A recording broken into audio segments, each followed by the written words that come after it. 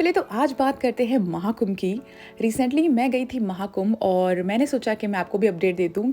अगर आप भी प्लान कर रहे हैं महाकुंभ जाने का तो आप इस वीडियो को रिकमेंड कर सकते हैं, क्योंकि इसमें मैं हर छोटी बड़ी बात शामिल करने वाली हूँ जो आपको हो सकता है हेल्पफुल हो जाए कहीं ना कहीं। तो मैंने अपनी यात्रा की शुरुआत की थी चार बाग बस स्टैंड लखनऊ से, क्योंकि किसी रीज़न से मैं थी लखनऊ और मैंने सोचा चलो कुंभ ही जाया जाए क्योंकि थोड़ा पास है वहाँ से। तो मैंने ली थी बस सेवा, क्योंकि ट्रेन्स और फ्लाइट्स की टिकट मिलना मुश्किल है।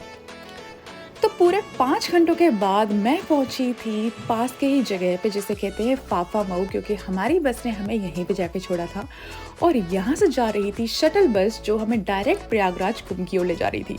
तो यहाँ पे थोड़ा सा वेट करने के बाद हमने ली शटल जो हमें डायरेक्टली सिविल लाइन ले जाने वाली थी, और सिविल लाइन्स के बाद हमें करनी थी अपनी यात्रा अपने पैरों पे, जो कम से कम 10 से 12 किलोमीटर की थी।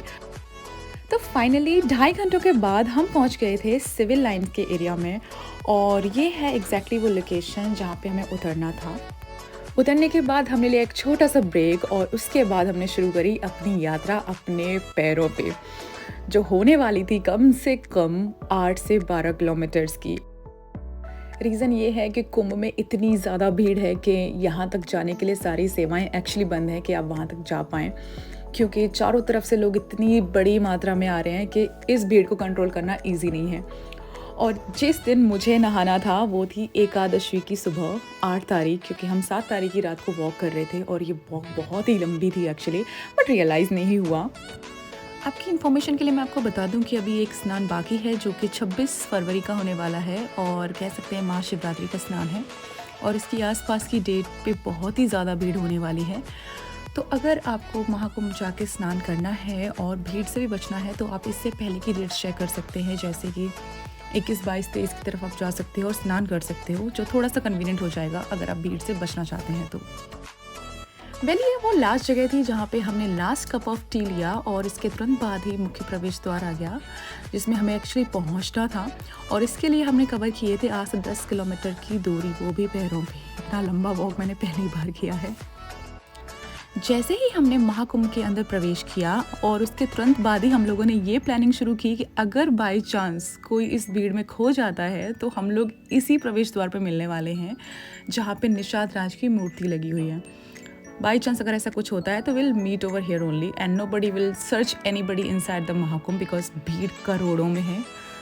संगम तक पहुंचने के लिए इतने सारे मार्ग बनाए गए थे जिसमें हमने चुना जहाँ पे भीड़ कम हो, और उस भीड़ कम वाले रास्ते से हम पहुंचे इस चौक के पास जहाँ पे एक्चुअली सभी लोग आके मिल रहे थे सभी रास्तों से।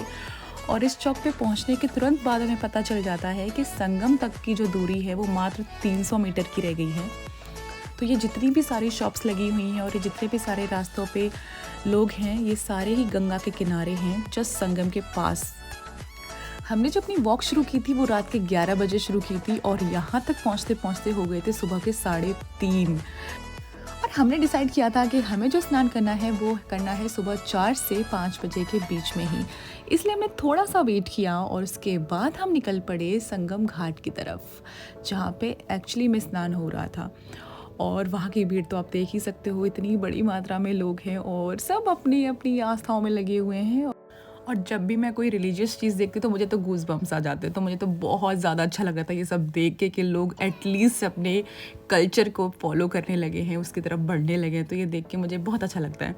सो फाइनली हमने शुरू किया अपना स्नान, जो कि बहुत ही एक्साइटिंग था क्योंकि इतनी सर्दी होती है दिल्ली में, हमें पानी छूने में भी मौत आती है, लेकिन यहाँ पे हम सुबह 4 से 5 के बीच में ठंडी ठंडी गंगा मैया में स्नान कर रहे थे और सूर्योदय के साथ दिन कब निकल गया हमें पता ही नहीं चला।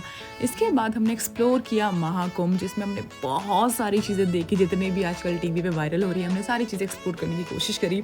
सबसे बड़ी बात यह है कि 8 तारीख की सुबह थी और उस दिन आने वाले थे नतीजे वोट के, और फाइनली जिसको वोट दिया वो जीत गया।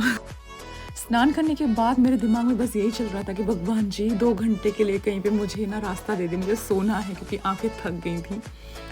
वॉक करने के बाद हम लोग पहुँचे यहाँ, जो कि बड़े हनुमान जी का एक मंदिर है जो बहुत ही ज़्यादा फेमस है।